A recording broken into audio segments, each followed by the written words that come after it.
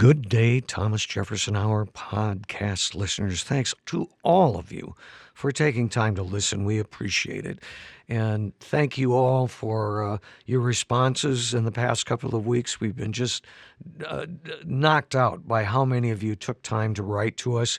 This week, it's a Zoom Christmas party. We have a number of special guests on the show this week, contributors and friends, and it was great fun. It really was. We've never done this before, so we gathered some of our favorite guests.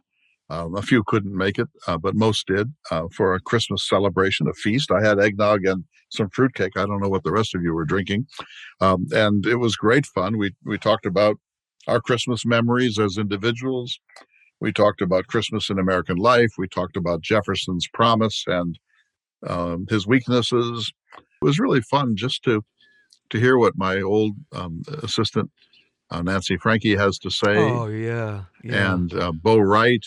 I had a message from Crisler the other day saying that he's trying to think of what the next chapter of his life will look like. And if there's ever an earnest person in this world, it is our friend Crisler. And of course, with David Nicandri and Joe Ellis, you can always expect extraordinary discourse. And our friend Lindsay, who couldn't make it, spoke with us last week and provided a brief Christmas message to us too. I just also want to say, you mentioned Nancy Frankie, and she's retiring.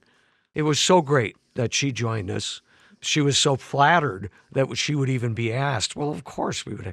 And she said some really moving things during the conversation. I'm sure you're going to miss her. I appreciate her so much. She's been fabulous. I've known her now for a third of my life, and we only get together about once, maybe twice per year when I'm in Seattle.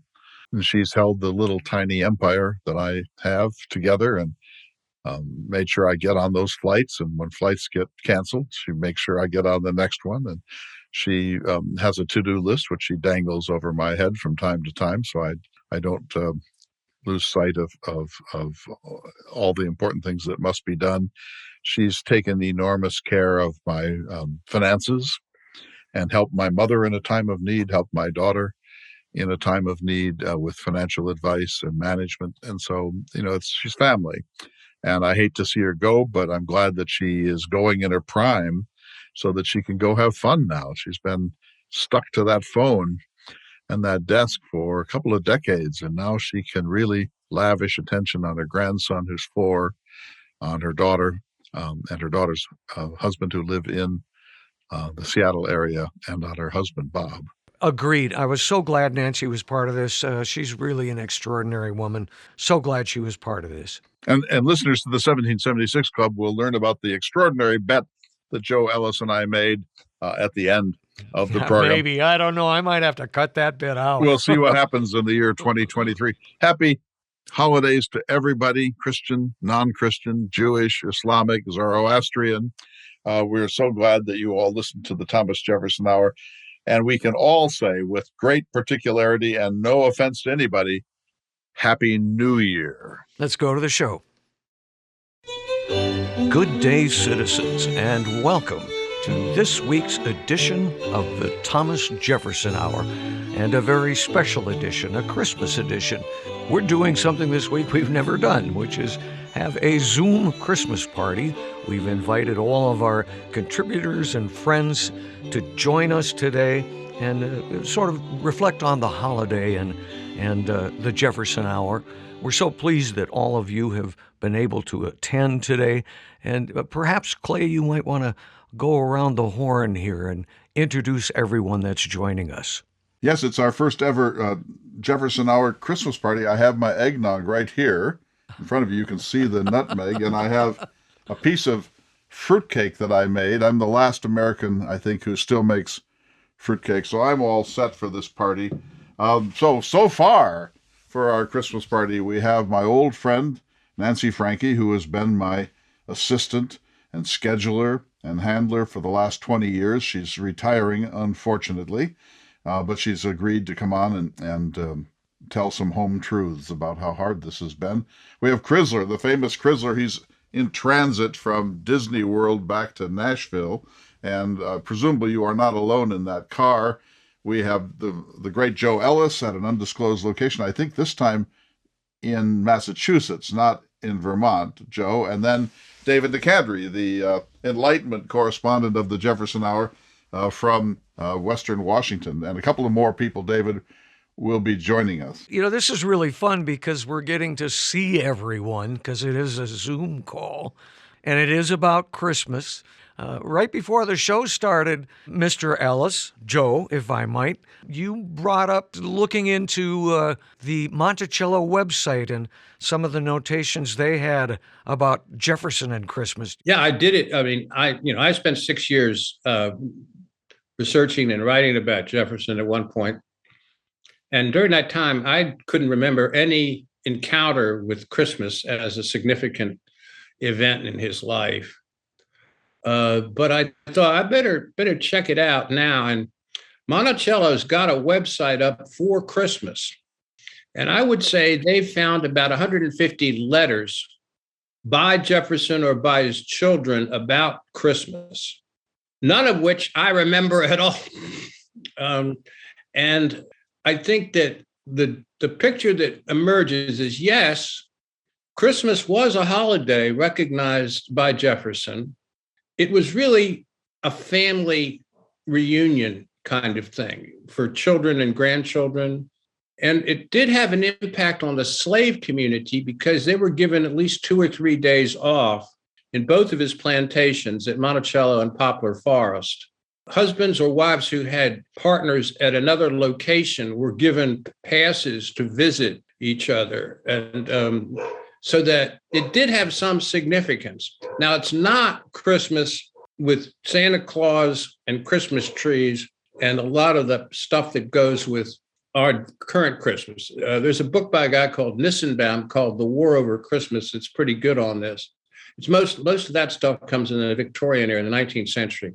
But I think that Christmas did make a difference to Jefferson, and Jefferson was very committed to the notion of separation of church and state.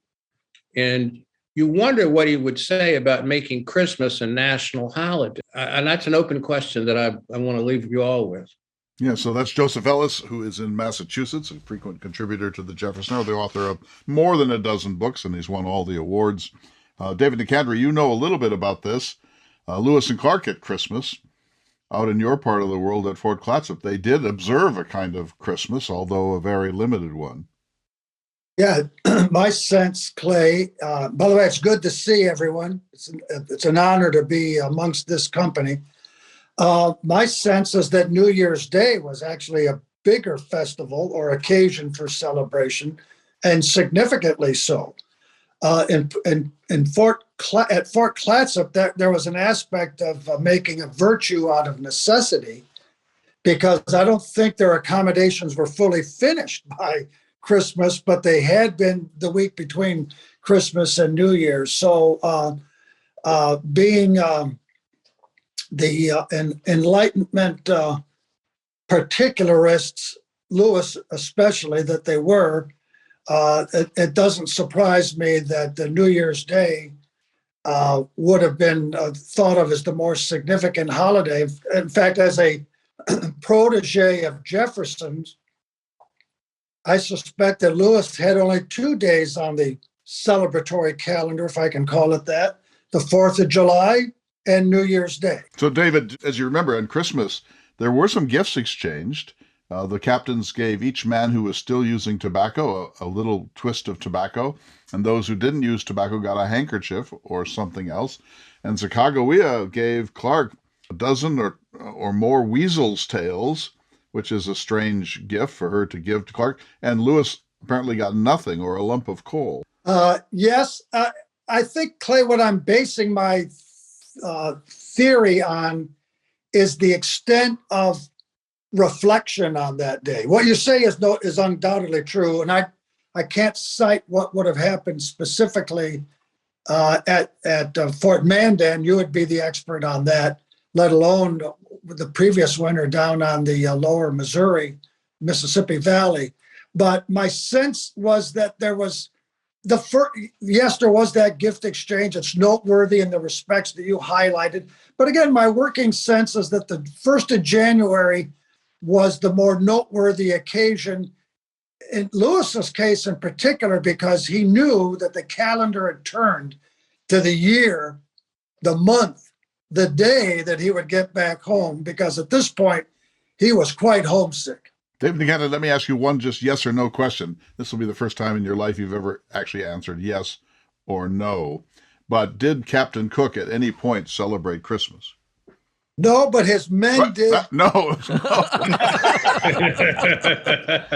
We should recognize another participant who's just joined us, Bo Wright from Lynchburg. Good to see you, Bo. Oh, it's so good to be here with all of you. Can you hear me okay? Yes, sir. Oh, very good. Yes. Merry Christmas. Everybody knows Bo. He used to work for the Obama administration, and now are you still a city councilman in Lynchburg? I am. I am vice mayor in Lynchburg, Virginia for another, what's today, the 12th, another 19 days. I'm a fellow Virginian. I was born and raised in Virginia, if you count Arlington as part of Virginia. And I went to William and Mary. But so did I. Go Tribe. Did you? Yeah. Go what? Yeah. Go Tribe. Go Tribe. Yeah. Well, Jefferson was so unimpressed with William and Mary, he felt he needed to found another college at University of Virginia. He said that the Wren building, if it hadn't had a roof, he would have regarded it as a brick kiln. So, Bo, we welcome you. It's still there. It's still there. It's still there. Nancy, Frankie, out in the Seattle zone, a little suburb of Seattle. So you must be really fighting back the tears and sobbing as you now leave my employ after 20 years. So it has to be a terrible adjustment to freedom. What a setup. What a setup. Yes, but drugs and therapy have helped a lot, Clay. What are you going to do now with all this time you have on your hands? Oh, well, I don't know. I guess maybe I'll have a chance to read all of your books. Great. So how are you going to celebrate Christmas, Nancy? Oh, we will have just the family will come over. We have our family is quite small now. I have a grandchild, which is one of the reasons that I need some retirement time, because he has a lot more energy than I do. And so that will be how we celebrate out here. And so I just want to say I am very grateful to be a part of this thing today. I've had a chance to think about, a lot of how the Jefferson Hour has progressed in the 20 years that I've been with Clay. And, how it was even before. I think that there was 4 or 5 years before I came on that you and Janie were doing the Jefferson Hour from the 25th floor of the New Enlightenment Radio Building in Reno, Nevada. Yeah. Was it 21st? Okay, well, the memory goes, Clay. And how the progression that has happened with the Jefferson Hour all of this time, to all of you now contributing over the years, I have felt kind of like an early American rock star groupie that I've been to follow all of you. I get to talk to you on the phone. I get to email, and rub shoulders with brilliance. Yeah, good. Thanks for that. So, and of course you too, Clay. Boy, I'm going to miss you, Nancy. Nancy, I think you've dealt with all of these people on this call, and Pat Brodowski may or may not be able to join us, but you're getting to put faces with some of the people that you have worked with over the years. It really is wonderful. That's the thing about radio, is that you don't always get to see everybody's face. We get to see pictures, on the website of everyone. But it's just, I have learned, so much about the history of Jefferson and everything. And, just from, not just from the program, of course, from you, Clay. I mean, I never would have known what I know now, had it not been for you masterfully dressing up in tights and whatnot and going around the country, teaching us all about about Jefferson and all the things that go along with that. So, Nancy, we will all miss you. I'll miss you particularly. It really is the case that everywhere I have gone for the last 20 years, people said, "Oh, Nancy is such a great person. She's so responsive. She's such a pleasure to work with." Really, it's universally said, and I always give the same response: give it time. Just give it time.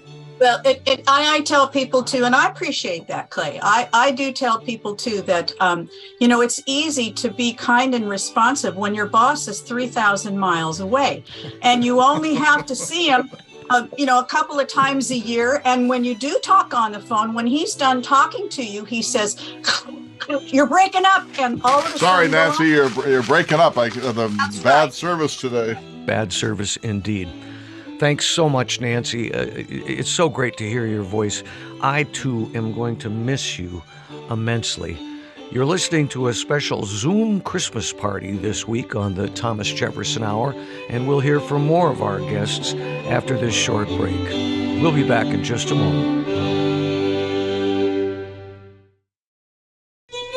Welcome back to the Thomas Jefferson Hour. This week, our special Zoom Christmas party.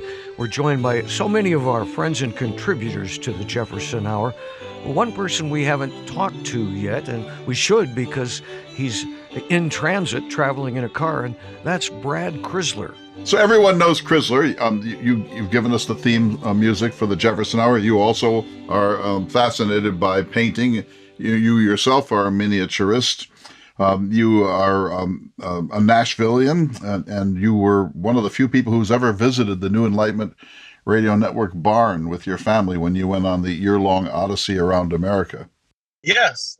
I think I've told this story before. I discovered the Jefferson Hour when I was sleeping overnight in a gym full of homeless men, and there was we were hosting some homeless men that night in a facility, and I was just scouring random podcasts and came across the Jefferson Hour. It seems like decades ago, but that started my friendship and journey with you all. Now is very dear to me, so much so that I would go and write a song for you. We should get to that. We received many gifts on the Jefferson Hour from listeners, and in everything from just listening to the show to writing to us and sending other things. Clay has yet to get his ranch. We did get an email from somebody who said, "Drop that. They're not money makers. You'll just lose a fortune." Yeah. But one gift that we did get came from Brad this year, and that's a piece of music that you wrote, you produced, you played almost all the instruments on it. I know you had a little help, and you sang it, and you gave it to the Jefferson Hour just straight up, and nobody's ever heard it. And I was thinking this would be a perfect time to let people hear it. Do you want to give us any backstory?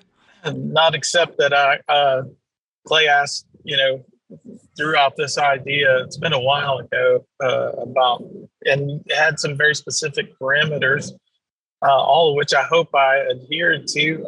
As you all know, I spent 30 years writing and producing music professionally, and now do it just for pure joy. But I love, these are things that are easy to say yes to.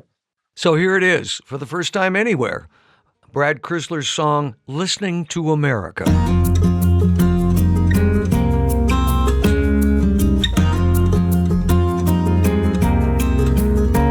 And we watched and we listened beside the Missouri, Amber and Azure above us, waiting for memories of who we once were and what we could be again. Here in America, beautiful dream. I hear them sing of America, land of the free.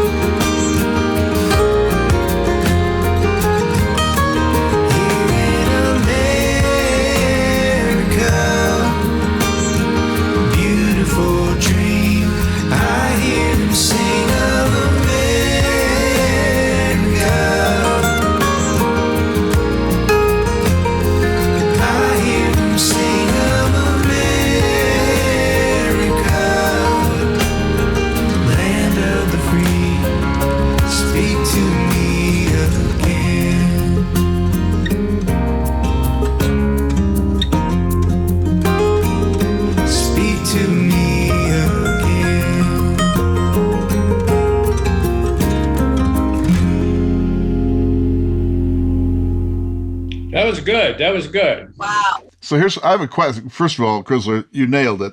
So I want to start with Joe and go to and then to Dave Nicandri and then to Bo. When you hear that word America, we're all jaded. We've been through one of the most divisive times. It often feels like the republic's on the brink of collapse.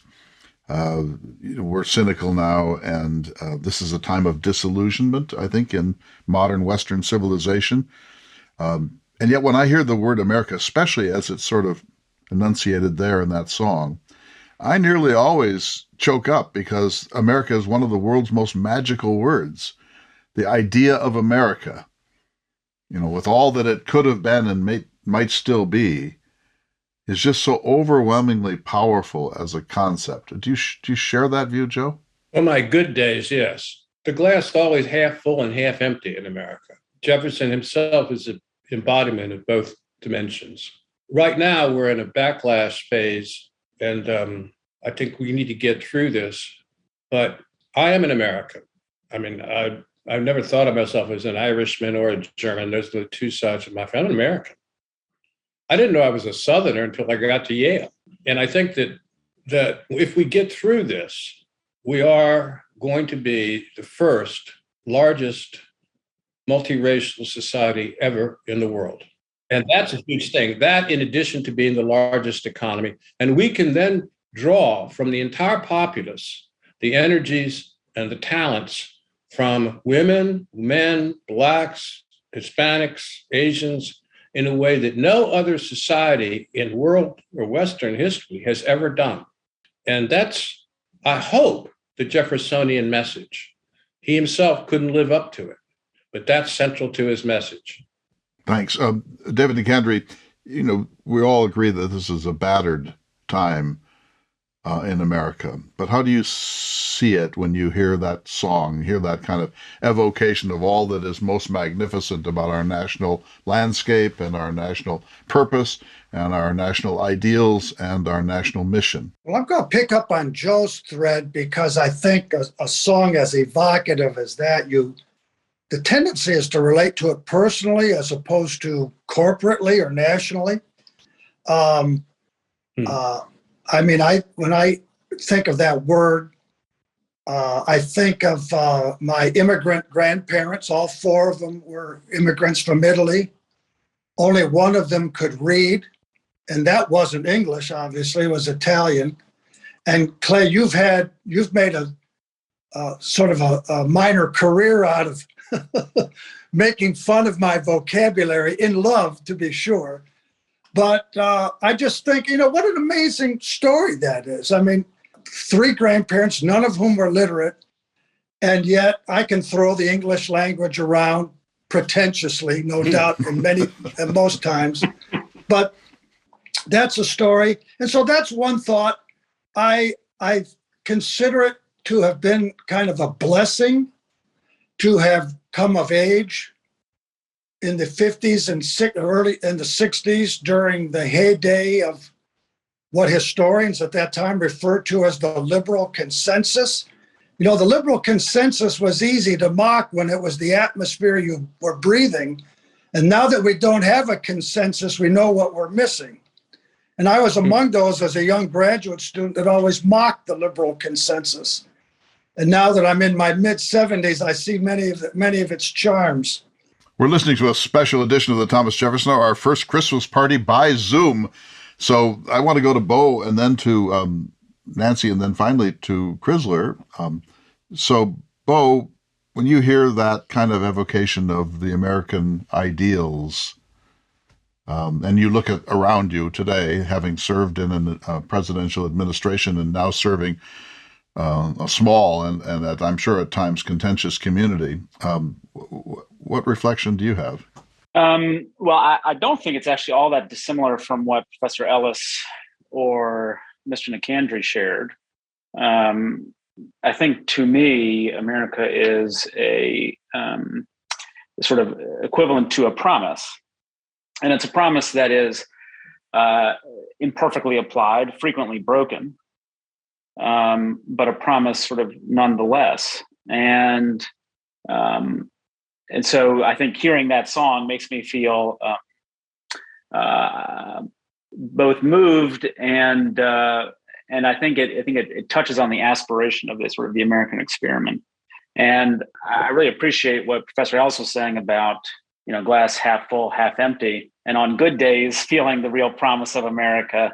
And I think, just based on both what I've learned on the Thomas Jefferson Hour, what I've read through reading people's books like Professor Ellis's, or just with my own eyes, serving in sort of at various levels of government, are the generations of leaders who have stepped forward to preserve American democracy and to advance it. People like Frederick Douglass or Susan B. Anthony or Mary McLeod Bethune or Martin Luther King. We have generations of activists and leaders who step forward to shepherd this vessel from one generation to the next. And so that's what I think about when I hear Brad's song. Nancy, you got to hear Crisler's song for the first time today. Yes. Wow. I was very moved, Brad, by it. And I think that that's the hopefulness that that I want to see come back. And it did make me feel, I have not been so proud to be an American in the last year or so. And it's hard. It's very hard. I grew up, in this, seeing the changes. I've been a liberal all my life, wanting, fighting for the rights of others and whatnot. And, but I've also perhaps been a little bit of a Pollyanna about the thing too, that people are basically good. I want to believe that people are basically good and that they just have we just misinterpret our beliefs sometimes. And, the one thing about the Jefferson Hour Jefferson that I absolutely loved is that how many times, Clay, did you say that Jefferson said we should rewrite the Constitution every 19, he said. Yeah. 19 to 21. Yeah.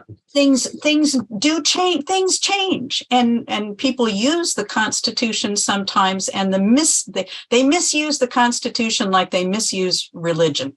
You can make it say sometimes what you want it to say, and so, but I'm on the I'm on the other end of the spectrum here. I'm old. I'm getting old. And look around, except for Bo. I look at Bo.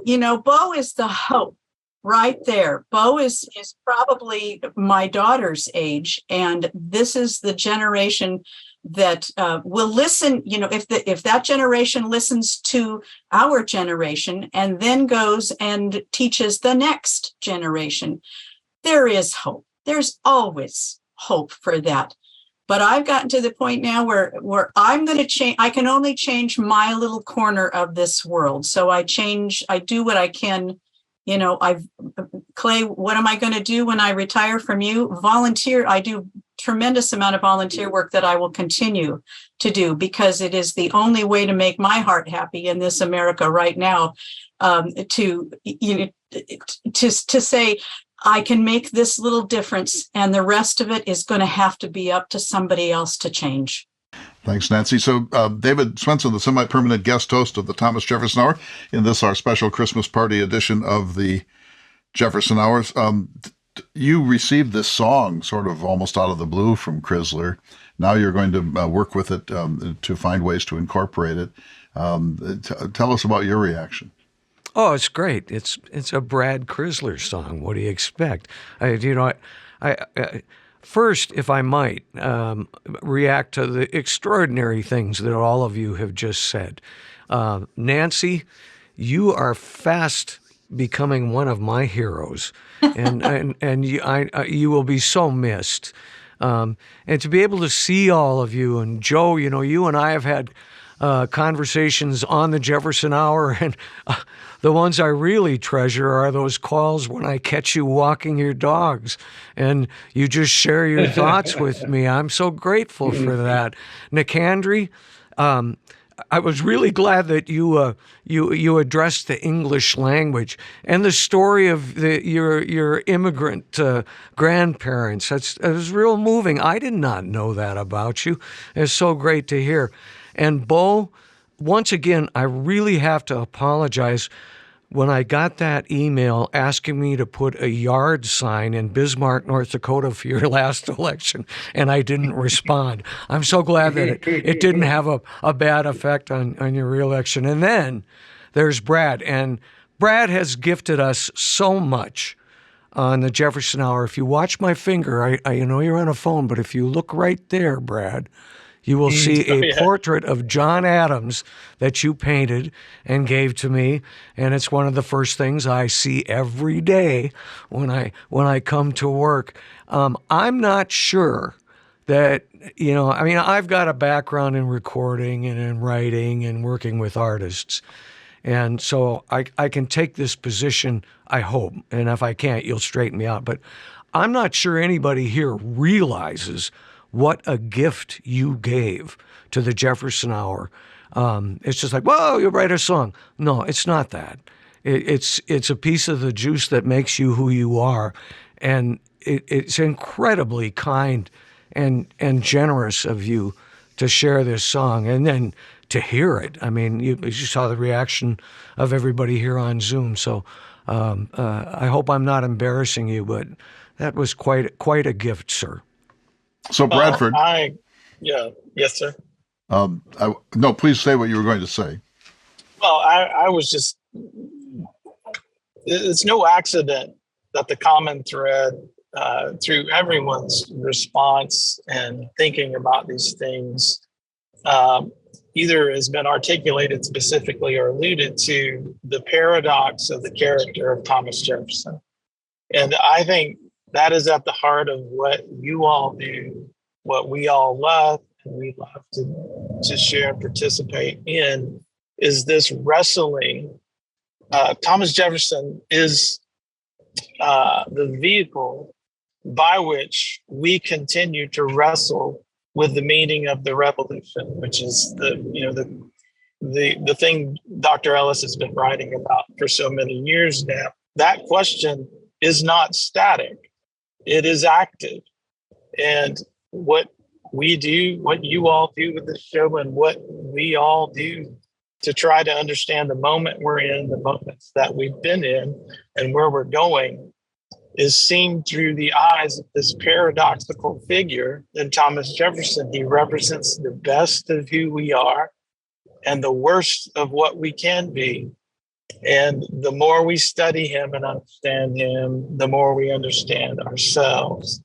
And I just think that is the common thread of everyone's. That it is not self-government.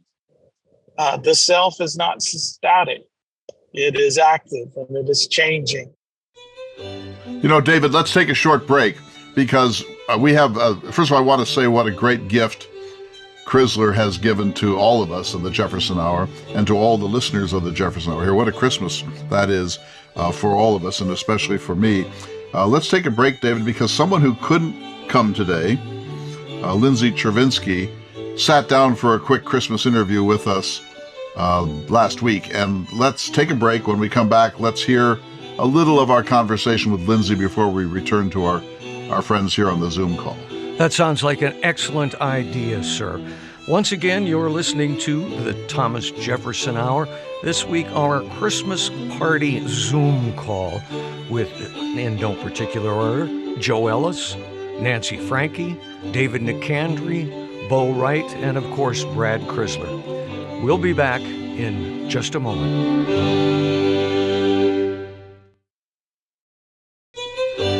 We're so pleased to have our panel of friends and guests here this week to celebrate Christmas as we do every year on the Jefferson Hour. However, there's one contributor and friend that could not be here. So we talked to her before the rest of you joined us, and that's Lindsay Chervinsky. Let's go to that conversation now. So, David, I want to ask Lindsay this question. Your dog's name is Quincy, right? It is John Quincy Dog Adams. Quincy. I have this picture of the poor dog with a kind of a Christmas reindeer ears on its head and some kind of awful coat. And is that what you do to this dog? Okay, well, first of all, Quincy is very well compensated for all of his costumes. Halloween historical. So there are artwork. costumes. There are multiple. He goes to historic sites and dresses up. He has a Halloween costume every year.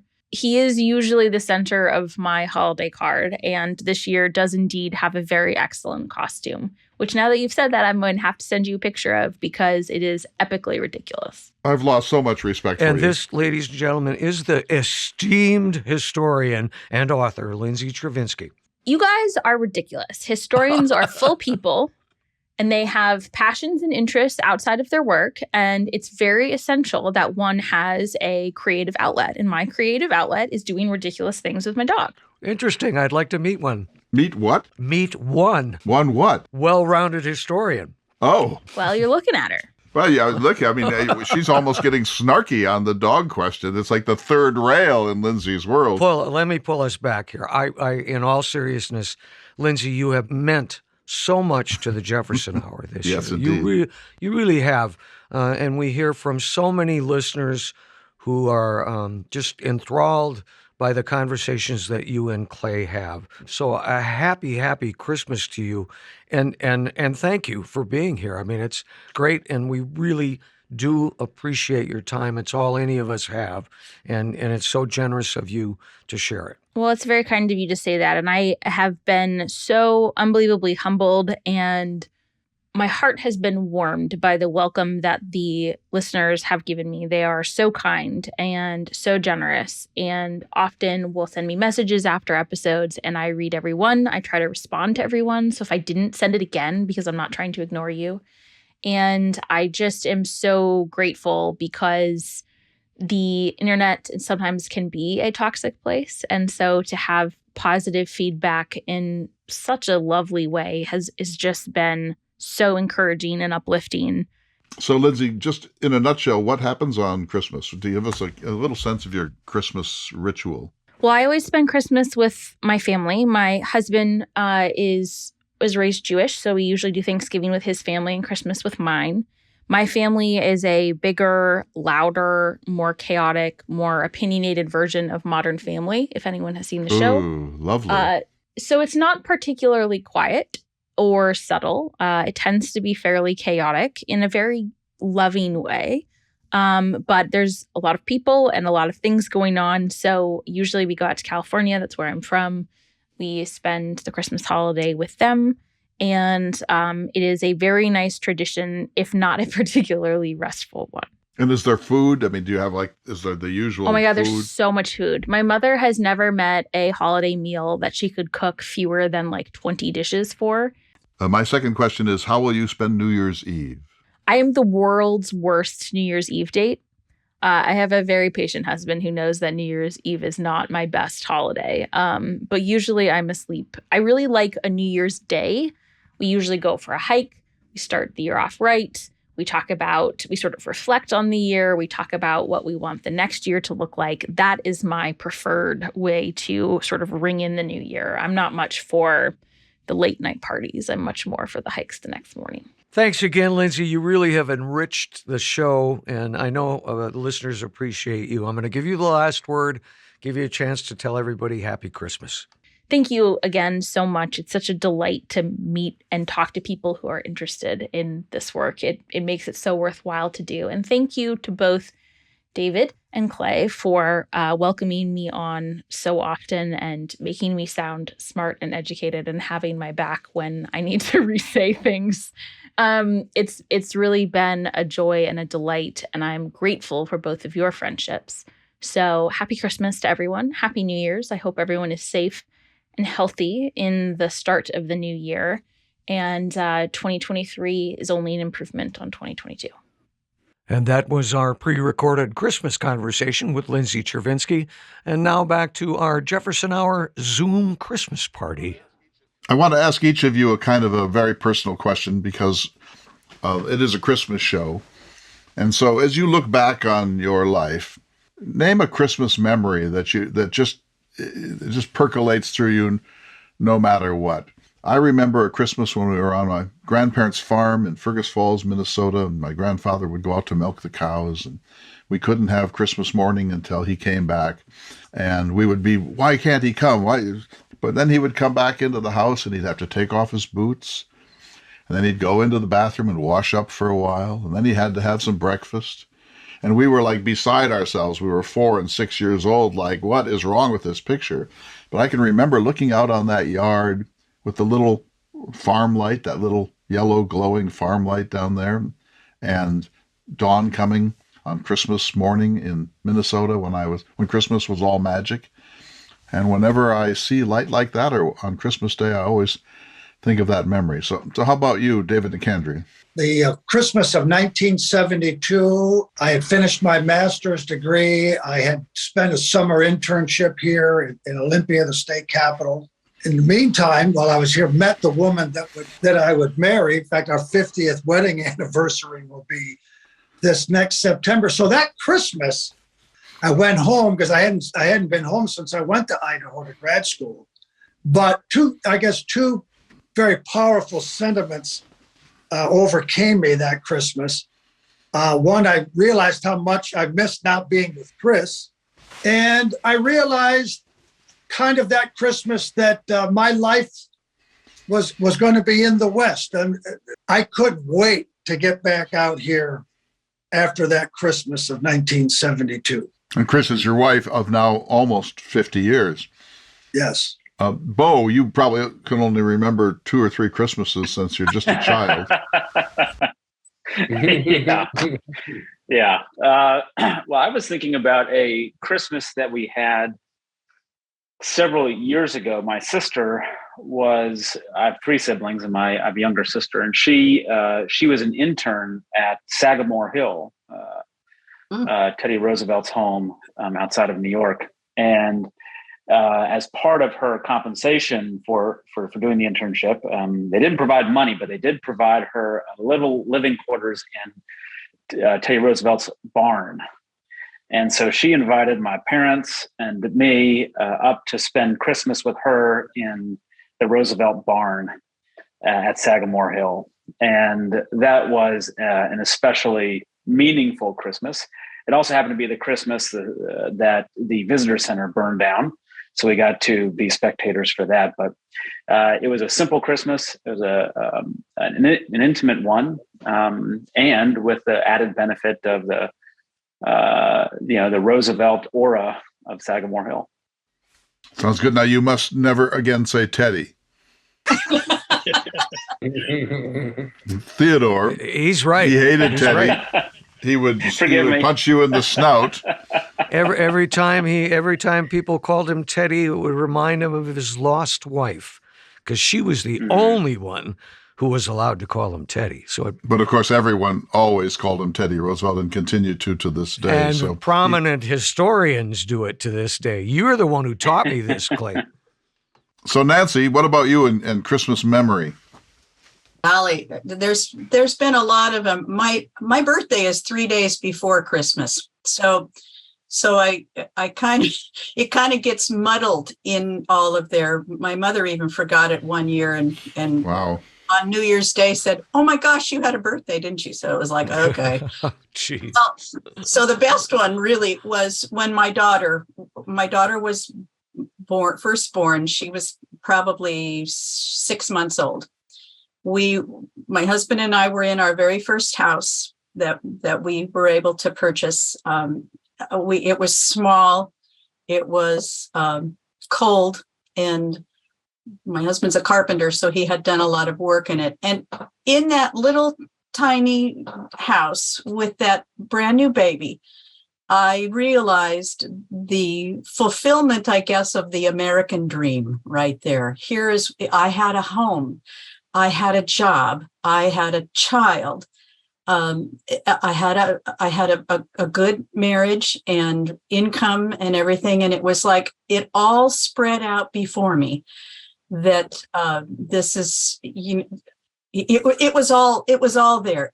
All the hopes, all the dreams, all the wishes were all right there, and that's probably carried me, through some realistic. Not so great times as I've gotten older, but I'll never forget that feeling and how lucky I am, again, to live in this country where it was possible. Lovely. So, David Swenson, give us a Christmas memory. Kind of, I'm listening to all of these extraordinary recollections of the folks that are here. And for me, it's not so much a specific Christmas as the recognition that, yes, it is a religious holiday, and that's its roots. But it really has become more of a recognition of family for me in my estimation, and so it's for me it's a jumble of family, of children, of relatives, and that's how I look at Christmas. Crisler? It is about family, isn't it? It's about those we and thinking about blessings, as you articulated so well, Nancy. Thinking about the miracle of this country, the miracle of what is possible. Dr. Joseph Ellis, you get the last word on this question. So, Christmas and you. I'll be as brief as I can. I think that there's no single moment like David that comes out in quite the same epiphany way. I think over the last 15 or 20 years, my wife and I basically evolved as a marriage, as it always does, but also in our perception of Christmas. And the thing that I think Jefferson would agree with this, that he would be astounded if he went through a mall and watched the celebrations. He didn't, by pursuit of happiness, he didn't mean wealth. He didn't mean physical gifts necessarily. So we've cut back a lot in what we give our kids and what we give each other, and try to replace it with promises, not just "I'll love you till I die," but also "I promise to stop smoking my pipe," or that kind of thing. And she has promises on her side too. But the corporatization or the whatever of Christmas is the dominant feature of Christmas. If you're an American living in the world and witnessing that everything sells more, even books sell more during Christmas, and so publishers are committed to that. And I'd like to find ways to not contribute to that. As we came to the close of our Jefferson Hour Zoom Christmas party, Clay asked if there was anyone who would like to make predictions about the upcoming year 2023. I'm always hopeful for the next year to come. More so, I think now, when I hear all of you talking, Bo, you'll keep out there keeping your hand in the politics and changing what you can. That's an amazing thing. Joe and David and Clay too, you will use your intelligence and your knowledge and your genius of what you do to keep on changing people's minds, be it one person at a time, 20 people at a time, however it happens. Brad, people like you with a talent like you have to use it and to bring it out to others, to bring us back home. When a song can bring you back to ground zero of how you really feel about things, that's important. That's talent. And of course, David putting it all together. The Jefferson Hour will continue on, but it also is things like this that make me hopeful about 2023 and the years beyond that. So I'm grateful to all of you for what I've learned and for what you will continue to do as long as you can do it. If people like you keep on doing it, I'm pretty sure that everything's going to be okay. What's 2023 looking like for you, Bradford? I'm thinking a lot, as I've talked to you about, Clay. I'm thinking a lot about this next year. I'm in a place in my life and career where I to give myself to something new. As you know, I still do music for fun and as a hobby now, which is brings me great joy. But I'm also doing work that I still love in the area of historical portrait miniatures. I recently consulted on a very important Charles Wilson Peale miniature of George Washington that sold for $500,000. So that work is very, I still love it, but I also want to think about in the coming year new ways. And forming new friendships with people who aren't like me. I think, at the heart of where we go next in America is about rediscovering the grace and the humility to learn from people who are different. And I want to explore new ways in this coming year that I can learn to listen better, to be a better friend, and to quietly and with humility learn from people who have a different experience in life than I do. And that is no small endeavor, of course, but that's what I'm thinking about. I think what I'm thinking about right now is my sort of retrospective gratitude and thanks for the Thomas Jefferson Hour, and my prospective excitement at what 2023 will bring. There have just been, I was thinking before we all got on together about some of the really wonderful shows that we've had and I've gotten to listen to in 2022. David McAndrews' show on Shackleton, or the many conversations with Professor Ellis, the conversation with Lindsay about the election of 1800. I mean, there have just been some outstanding episodes that have really given me a balanced and mature, I think, perspective on both the history, but also how we apply that history to today. So I'm excited for what 2023 will bring out of the barn. And personally, it's on to new challenges. What those will be, I don't know, but I'm excited. Thanks to all of you. What a wonderful Christmas program. To our non-Christian listeners, we wish you happy holidays, and in whatever way you observe this time of year, this extraordinary moment where the light leaves the world in the Northern Hemisphere and then starts to come back, and this really great transition between one year and the next. You've been listening to the Thomas Jefferson Hour. We'll see you all next week for another exciting edition of the Thomas Jefferson Hour. Stay safe, stay strong, be brave. The Thomas Jefferson Hour is brought to you each week by Dakota Sky Education. The program is distributed nationally by Prairie Public. President Thomas Jefferson lived from 1743 to 1826, and this program presents his views. President Jefferson is portrayed by the award-winning humanities scholar and author Clay S. Jenkinson. This program is also available online at jeffersonhour.com and on Apple Podcasts. If you'd like to correspond with President Jefferson or submit a question for him to answer on the program, please visit the website at jeffersonhour.com. The Thomas Jefferson Hour is produced at Makoche Recording Studios in Bismarck, North Dakota. Bach Cello Suite No. 3 in C Major by Stephen Swinford.